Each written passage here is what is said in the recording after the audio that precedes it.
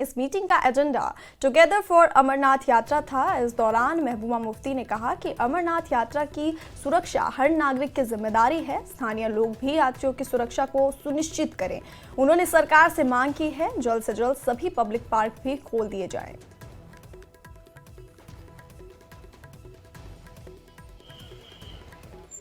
अमरनाथ जी की यात्रा आने वाली है, इसलिए मैंने जो अमरनाथ यात्रा के रूट पे जितने भी हमारे वर्कर हैं उनको यहाँ बुलाया था।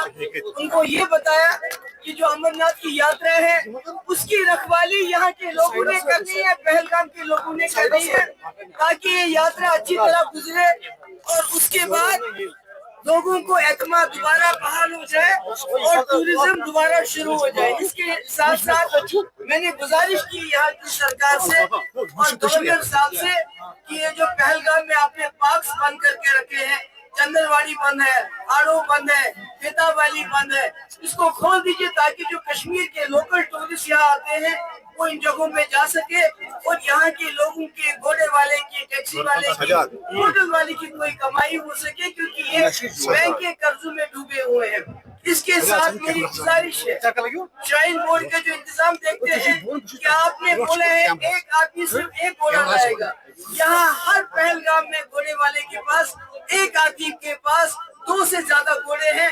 इसको आप तब्दील कर लीजिए, जिसके पास जितने घोड़े हैं उसको उतना घोड़ा इस यात्रा में लाने की इजाजत दीजिए।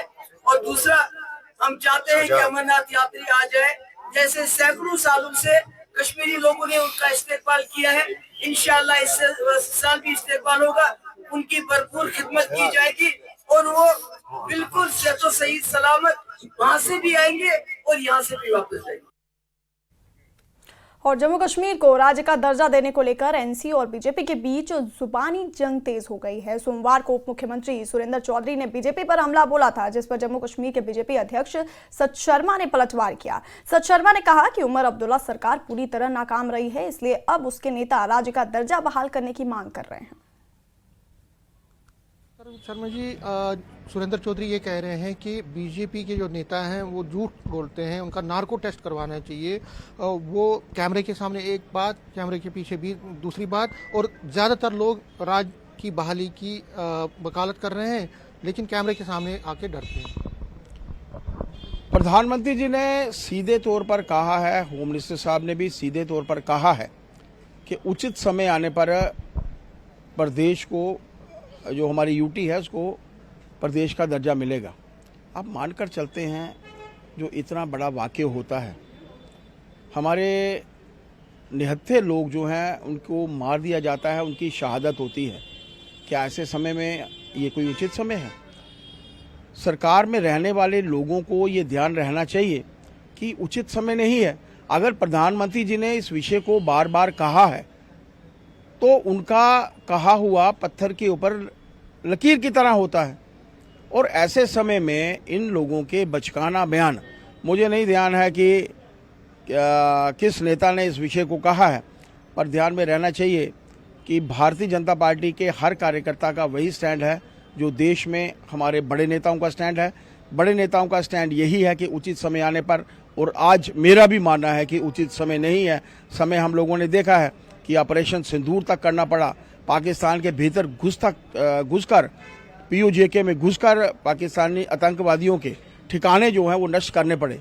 ऐसा समय उचित नहीं है। उचित समय आने पर हक मिलेगा, इसमें कोई दो राय नहीं। लेकिन वो कह रहे हैं कि उचित समय कब आएगा? हम पिछले 8 महीने से इसकी डिमांड कर रहे हैं और कह रहे हैं कि अगर डुअल पावर सिस्टम होता है तो उससे नुकसान लोगों का होगा। समीर जी, सत्ता में रहने वाले लोग, सत्ता में मुख्यमंत्री हैं, वो डिप्टी सीएम है, वो हमारे ध्यान में रहना चाहिए कि क्या वो कार्य नहीं कर सकते? उनके माध्यम से कार्य हो रहे हैं, उनके माध्यम से ट्रांसफर्स हो रही हैं, उनके माध्यम से क्या यहाँ पर नहीं हो रहा?